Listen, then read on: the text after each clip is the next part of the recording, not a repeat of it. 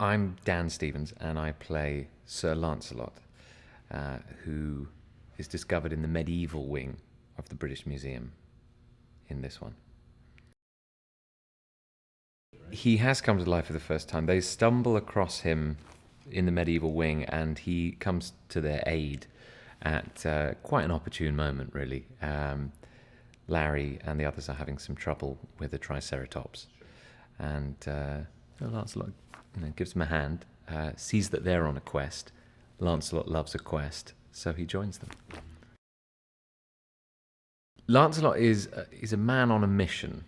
He's a man on several missions, probably as many missions as he can take on, really, and he loves it. And he is very much of the old school, I think, method of going about a mission, which is fairly loud and fairly brash, and nothing that a big sword can't solve kind of mentality, I think. Well, Sean and the whole gang really have been incredibly welcoming to me, bringing me into the family for this third one.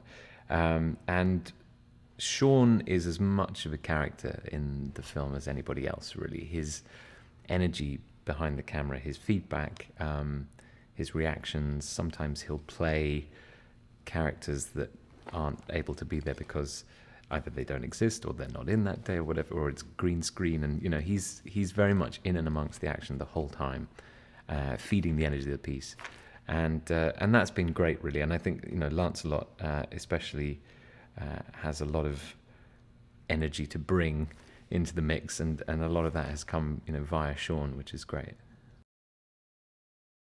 Yeah, I was a huge fan, and I'm a huge fan of almost everybody in this movie. I think I've sort of grown up watching all of their movies, and Ben and Robin, Owen, Steve, Ricky.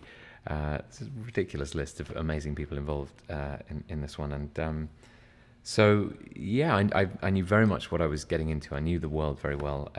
I'm now watching the first two movies with my own kids, who weren't even born when the first one came out, and so yeah, it's really exciting to kind of step into a world like that. When we come into that scene in the Great Court and we span out and see all these creatures that have come to life for the first time in the British Museum, it's a wonderful scene, because it showcases a fantastic museum, and it's a museum that I grew up going to, all the time over the years, and to this day, if I'm in that part of town and I have an hour to kill, even I'll nip in. Well, it's pure imagination, which is what movie making is about. It's what storytelling is about, and we're not about sort of dogged historical accuracy necessarily.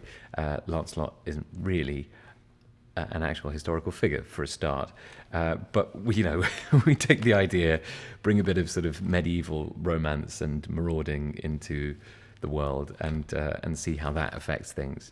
But yeah, I think throwing up these characters, some of whom might be forgotten by a current syllabus at a particular time. It might be easy for a certain generation to forget what a great president Teddy Roosevelt was, or how amazing the lives of the Native American Indian women were when they trekked across the land, or how extraordinarily hard it was for knights to fight in armor, which I can now testify to. I suppose one of the other things I love about these movies, and about particularly Ben's involvement in them, is that there is, Ben's quintessential humor brought to it, which, as a parent taking my kids to a movie, I know I would appreciate watching. That you have layers of it, and you have jokes for the grown-ups, jokes for the kids, and sometimes jokes for everybody. Not that the jokes for the grown-ups are inappropriate, but there's a level of humor going on there that maybe we'll go over the heads of some of the tiny people in the audience, but that's great, and that's for me what makes a fuller movie.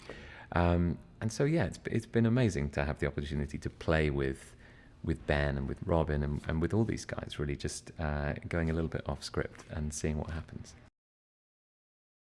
Watching someone like Ben work with Sean, and the speed at which they play, really, that sparks off these kind of brilliant moments, and the freedom to take a scene, to show up in the morning and say, actually, this needs a bit more this needs something injected into it, a bit of fun, a bit of playfulness, and so we'll go off 10, 15 minutes and have a play around, see what funny stuff can maybe sort of come out of that, and then we shoot it. And I'd certainly never had that experience before, and it's incredibly fun and liberating, and also just like making each other laugh, and the opportunity to make Ben or Sean laugh has been brilliant. And at times it's been very, very hard not to laugh the other way around when things are going all over the place, and just trying to hold it together really. But no, it's a very safe set to try stuff and just to be as silly as you want to be, as well as the historical playfulness. I think there's a really good story at its heart, and the thing that I've loved about the first two movies is this father-son family story that really threads through the whole thing. And as Larry and his son Nick grow, and particularly as Nick grows into a man, there are a lot of questions for Larry. And I think as a dad, you want to be a good dad, and I think Larry Daly is a good dad, but he's very desperate to prove this and to explore what that means, and to sort of be there for his son, and that story runs right the way through all three movies. I think in and out of all the other craziness that's going on. There's also a huge amount to say about friendship and loyalty, and at the end of a 3-movie trilogy, there's a huge amount to say about these guys that Larry has cared so deeply for over the years.